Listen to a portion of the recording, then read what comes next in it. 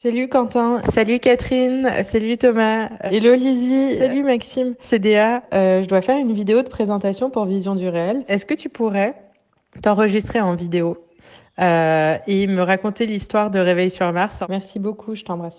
Réveil sur Mars, en quelques souvenirs. C'est un documentaire qui parle des frontières visibles, mais aussi celles qui sont invisibles. C'est l'histoire d'une famille réfugiée en Suède.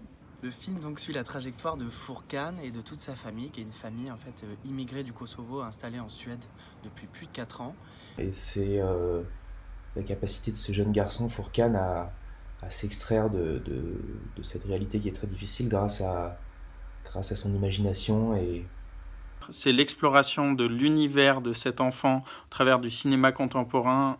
Grâce auquel il va pouvoir vivre au quotidien toutes les difficultés auxquelles sa famille doit faire face. Il lutte pour obtenir l'asile politique en Suède et pour réveiller les deux filles de la famille, Badeta et Geneta, qui sont dans le coma suite à un syndrome post-traumatique. Nous découvrons que Furkan, le plus jeune, est psychologiquement fragile, lui aussi. Il ne comprend pas le contexte d'insécurité dans lequel il vit et s'imagine d'être coupable de la maladie de ses sœurs. Et donc Furkan, le petit garçon qui veut devenir astronaute, décide au début du film de construire une fusée. Qui veut aller sur une autre planète pour fuir les violences du monde contemporain. C'est aussi l'occasion de s'échapper d'une réalité où finalement tout est à construire. Et donc pour moi, ce film, c'est aussi un accompagnement vers cette échappée.